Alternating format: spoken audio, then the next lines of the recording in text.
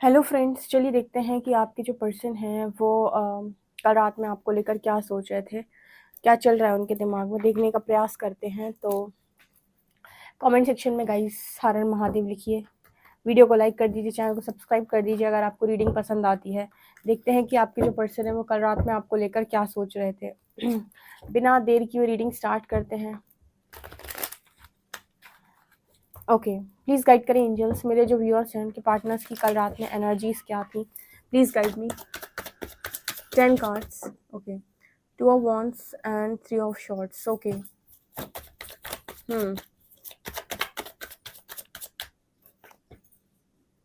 Tower. कल रात में एनर्जी क्या थी?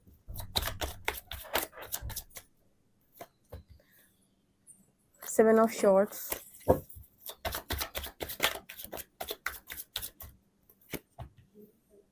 Nine of Cups. Page of Coins. Knight of Wands. 4 of Cups.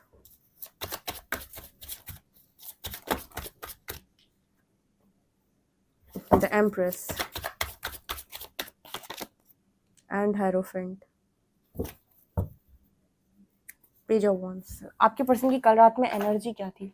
आपको पता है आपके जो पर्सन हैं वो आपकी एनर्जी को फेस नहीं कर पा रहे हैं, ठीक है।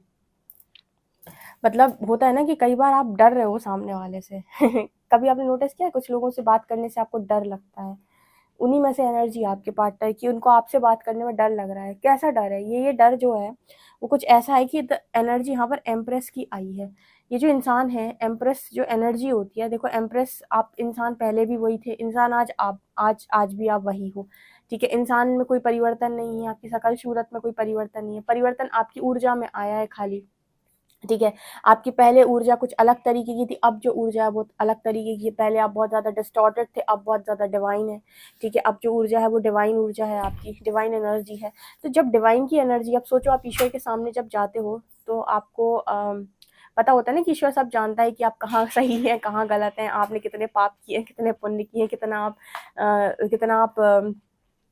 सही हो, कितना आप गलत हो, ठीक है, कितना आप दूध के धुले हुए हो, सब कुछ ईश्वर को पता होता है, क्योंकि वो इंसान नहीं है, वो परमात्मा है। उसी तरीके से जो इंसान ऐसा होता है जिसके अंदर डिवाइन एनर्जीज है, डिवाइन एनर्जीज का मतलब होता है ईश्वर अंश, ईश्वरी अंश, या इसका मतलब दूसरे तरीके से कहें तो ऐसा कि कोई ऐसा इंसान जो आपको भली भांति पहचान सकता है कि आप कब झूठ बोल रहे हैं, कब सही बोल रहे हैं, आप कितने पानी में हैं, कितना आप मतलब कितना आप सही हैं, कितना आप क्या है आपकी बेसिकली ऊर्जा। तो एम्प्रेस की जो एनर्जी होती है ना, ये वो एनर्जी होती है जो इंसान को भांप लेती है बहुत अच्छे से। मतलब इंसान बोलेगा तो वो बोलने पर नहीं जाएगी, वो एनर्जी पे चली जाएगी आपके, कि आप जो आपके शब्द निकल रहे हैं उस शब्द के पीछे आपका जो व्यक्तित्व है वो कैसा है। जैसे एम्प्रेस वो इस एनर्जी को बहुत अच्छे से पकड़ लेती है, हाई प्रीस्टेस उस एनर्जी को बहुत अच्छे से पकड़ लेती है। आप किसी से बात करोगे ना, उस बात करते ही आप सामने वाले की पूरी एनर्जी आप समझ जाओगे कि इस इंसान के अंदर बेसिकली अंतर्मन में क्या चल रहा है। आप दो दो बार बात करोगे,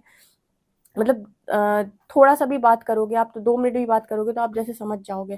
तो यहाँ पर ना आपके सामने इस पर्सन की अब कोई चालाकी, कोई भी मैनिपुलेशन या कोई भी बात या कोई भी इस तरीके की बटरिंग वगैरह वाली चीज़ है, या फिर झूठ बोलना, कोई भी चीज़ जैसे इस पर्सन की आपके सामने अब चलती नहीं है, ठीक है, और नहीं चलेगी। जैसे पहले आप इस पर्सन की किसी भी बात पे घूम जाते थे, या फिर आपको ऐसा लगता था किसी इस पर्सन ने कुछ बोला तो जैसे आप इस पर्सन की बात से कन्विंस हो जाते थे। इन्होंने बोला फैमिली में प्रॉब्लम है तो आप कन्विंस हो गए, इन्होंने कहा मेरी लाइफ में ये प्रॉब्लम है, कन्विंस हो गए। ऐसे बहुत सारे लोग आते हैं जो बताते हैं कि वो बहुत अच्छा इंसान है लेकिन उसकी लाइफ में ऐसी प्रॉब्लम है जिसकी वजह से ना वो ऐसा कर रहा है, ऐसा बोल रहा है। जब वो मेरे को बताते हैं तो मैं 2 मिनट में उनको बता देती कि आपका जो इंसान है वो बहुत ही बड़ा मैनिपुलेटर है, वो आपसे प्ले करने की कोशिश कर रहा है, कुछ कहीं नहीं।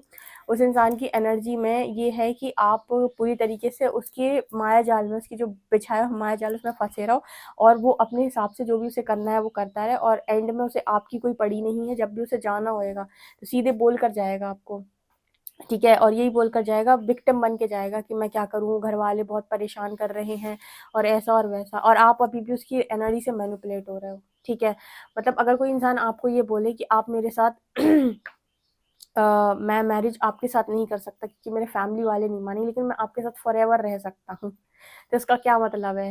ठीक है, इस तरीके के मैनिपुलेटर्स होते हैं। और जो भी आप, अगर आप खुद भी डिसेप्टिव एनर्जी में हैं, डिसेप्टिव का मतलब कि अगर आप खुद के साथ धोखे में हैं, खुद के साथ अगर आप डिसेप्टिव एनर्जी, खुद के साथ अगर आप धोखा कर रहे हो, तो आप इस बात को भी सच मान लोगे और आपको ऐसा लगेगा कि वो सामने वाला इंसान जो है वो विक्टिम है।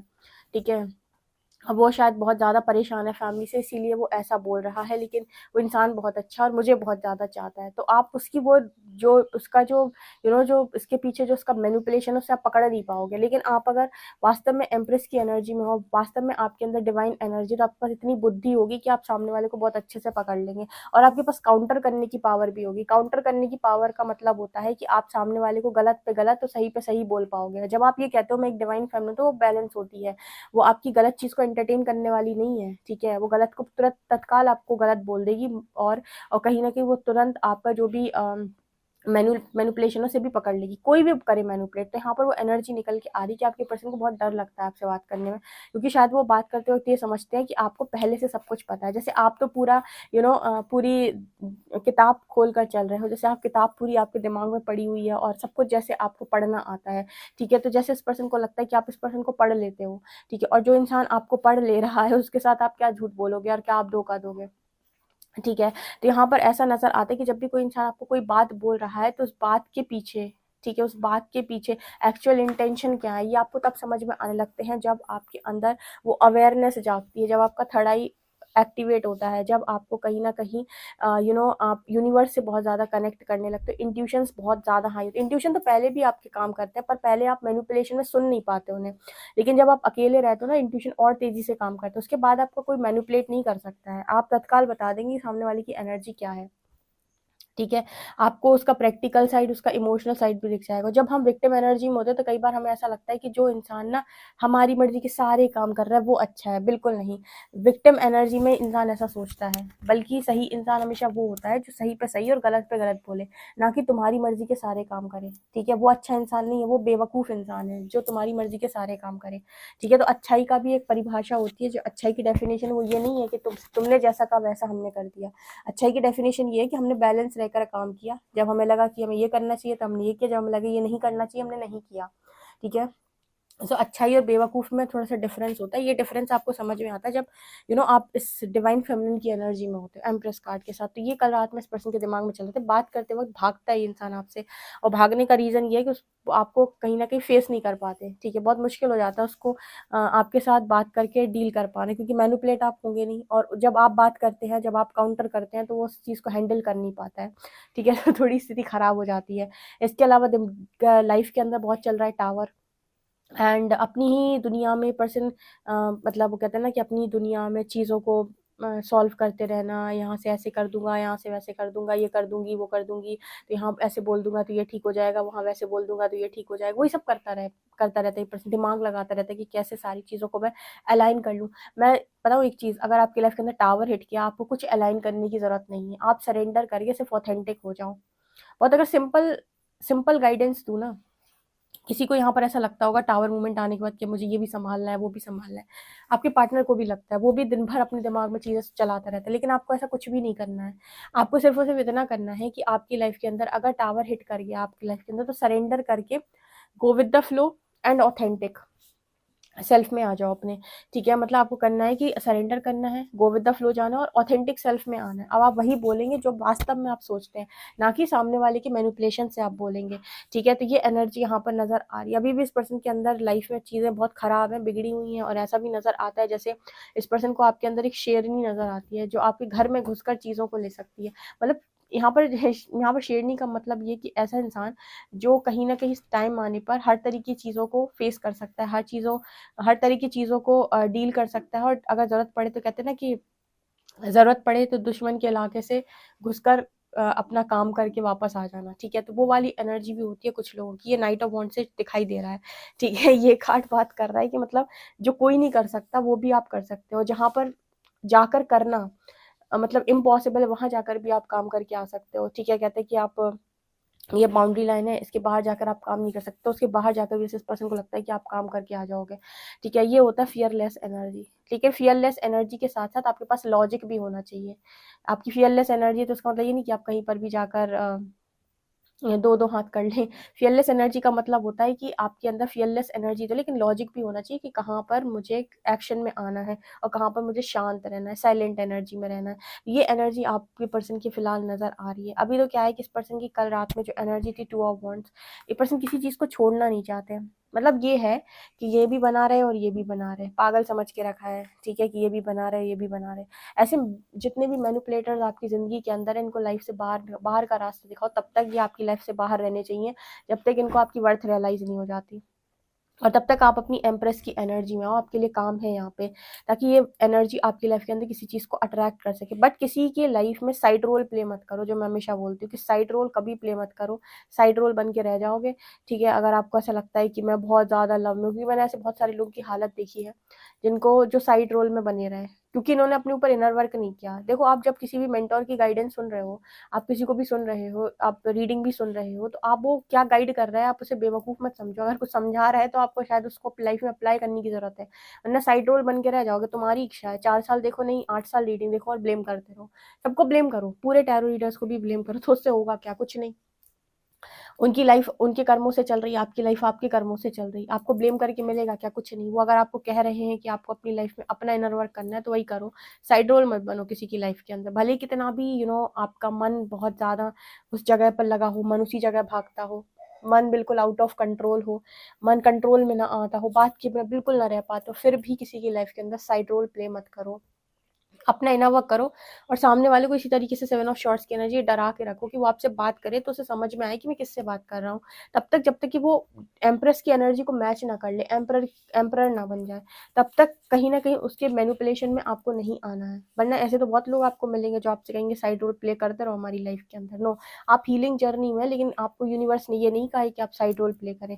यूनिवर्स ने आपको ये कहा है कि आप अपनी लाइफ के अंदर सामने वाले का यूज करें, किस तरीके से, कि उसको एज अ गुरु आप इस्तेमाल कर सकते हैं, ये देखने के लिए कि वो किस जगह पर आपको ट्रिगर कर रहा है, जो अभी भी आपको हील करने की ज़रूरत है। तो अगर कभी कभी, जैसे मान लीजिए आपकी किसी इंसान से बातचीत हो जाती है, अगर आपका टॉक हो जाता है, ठीक है, तो यहाँ पर आपको अगर उस इंसान से बात करते हुए कुछ चीज़ें ट्रिगर कर रही हैं, तो आपको बस उस इंसान का इस्तेमाल सिर्फ इसीलिए करना है ताकि आप ये देख सकें कि कौन सी चीज़ें मुझे ट्रिगर कर रही हैं और मुझे हील करने की ज़रूरत है, ठीक है। आप जब तक हील पूरे नहीं है, पहली बात तो आप उससे जितनी भी उम्मीदें लगाएंगे वो आपकी उम्मीदों को सारी तोड़ देगा, ठीक है। कोडिपेंडेंसी में आप जितनी उम्मीदें लगाएंगे सब तोड़ देगा और ट्रिगर ही करेगा खाली आपको, और कुछ नहीं।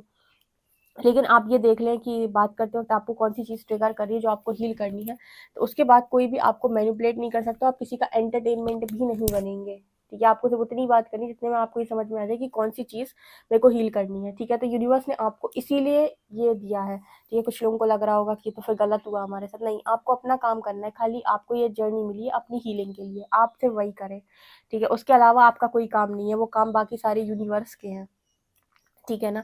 तो ये एनर्जी यहाँ पर नजर आ रही है। हेरोफेंट एंड 9 ऑफ कप्स, इस पर्सन की एक्चुअली क्या है, जितनी ख्वाहिशें इस पर्सन ने सोची थी, या जितनी उम्मीदें इस पर्सन ने लगाई थी, या जितनी भी ख्वाहिशें इस पर्सन की थी, वो ख्वाहिशें एक्चुअली इस पर्सन की पूरी नहीं हुई, ठीक है। तो ये चीज़ इस पर्सन के अंदर एक अवेकनिंग को जन्म देती है हेरोफेंट कार्ड के साथ, कि इस पर्सन को ना, जो कि मतलब होता है ना कि मुझे जो चाहिए था वो मुझे क्यों नहीं मिला, मुझे अगर वो मिल जाता तो मैं अपनी ज़िंदगी में खुश होता या होती, ठीक है, लेकिन वो तो मुझे नहीं मिला, तो वो मुझे क्यों नहीं मिला, ठीक है। तो वो मुझे कहीं से तो मिलना चाहिए, तो अभी कहीं से मिलने के लिए ना आपको थोड़ा मेहनत करनी पड़ती है, ना कि साम दाम दंड भेद से जाओ दूसरे की लाइफ में, उसे इरिटेट करो और अपनी चीज़ें अपना काम करा के आ जाओ, ये गलत है, ठीक है। 7 ऑफ शॉर्ट्स से दिखा रहा है कि अगर आप वास्तव में आप ये जानना चाहते कि आपको आपकी खुशियाँ क्यों नहीं मिली, तो ये चालाकी वाली एनर्जी से बाहर निकल के आओ, ठीक है। खुद के साथ ऑनेस्ट हो जाओ और अपने ऊपर इनर वर्क करो और अपने सारे क्वेश्चंस को ढूंढो, आंसर निकालो, और उसके बाद अपनी फ्रेश लाइफ में फ्रेश स्टार्ट करो, आपको आपकी खुशियाँ ज़रूर मिलेंगी। ना कि दूसरे की लाइफ में जाकर उसको इरिटेट करो, ठीक है, उसको ब्लेम करो कि तुम्हारी वजह से ऐसा हुआ, तुम मेरे हिसाब से ये काम कर देते, वो काम कर देते, तो आज मैं खुश हो जाता या हो जाती। मतलब अपनी खुशियों का बोझ दूसरों के सिर के ऊपर डाल दो कि तुम्हारी वजह से आज मैं बहुत ज़्यादा दुखी हूँ, ठीक है, ये नहीं है। आपको जब कोई भी चीज़ देता है यूनिवर्स, तो आपको बैलेंस होना पड़ता है कि आप गलत को गलत और सही को सही बोलें, ठीक है। अगर आप इम्बैलेंस हो जाते हैं तो लोग आपके ऊपर हावी हो जाते हैं। अगर आप झुकने तैयार हैं, लोग झुकाने तैयार हैं। आप मार खाने तैयार हैं, लोग मारने तैयार हैं। आप बातें सुनने तैयार हैं, लोग सुनाने तैयार हैं। आप जिस चीज़ को नो नहीं बोलेंगे अपनी लाइफ के अंदर, वही चीज़ इंसान आपके साथ करेगा और उससे कोई शर्म भी नहीं आएगी वो काम करते हुए। आप सोचोगे वो सुधर जाए, बिल्कुल नहीं। वो तब तक नहीं सुधरेगा जब तक आप नहीं सुधरे। जब तक आपको अपनी वर्थ रियलाइज़ नहीं हो रही, उसे कोई आपकी वर्थ रियलाइज़ नहीं होगी और कोई उसको गिल्ट भी नहीं होगा आपके साथ कुछ काम करने का, ठीक है? उस दिन तब उसे गिल्ट होना शुरू होगा जब आपको गिल्ट होना शुरू हो जाए कि मैंने अपने साथ अच्छा नहीं किया, अपने आप को ऐसा ट्रीट करवा के लव के नाम पर, ठीक है? तो आपके पर्सन की जो ख्वाहिशें हैं वो पूरी नहीं हो, यही कारण है कि इस पर्सन को वो चीज़ बहुत ट्रिगर करती है, ठीक है? और उसको लगता है कि आप तो बड़े बैलेंस हो, तो आप बैलेंस क्यों? अभी भी मैंने कहा ना, डिसेप्टिव एनर्जी है, पूरी तरीके से एनर्जी क्लियर नहीं है इस इंसान की। बहुत आप स्मार्टली डील कीजिएगा जो भी है, और आपका फोकस यही है कि आपको अपनी हीलिंग करनी है। तो आप बात भी करते हो तो भागो नहीं, फेस करो और देखो क्या चीज़ ट्रिगर कर रही है, और उसके बाद उसको जाने दो, अपनी हीलिंग कर लो उस चीज़ को लेकर, उस शैडो को लेकर। ओके, तो ये आपके लिए रीडिंग निकल कर आ रही है। आई होप आपको रीडिंग पसंद आई हो। पसंद आई तो please like this video, subscribe my channel. Thank you guys.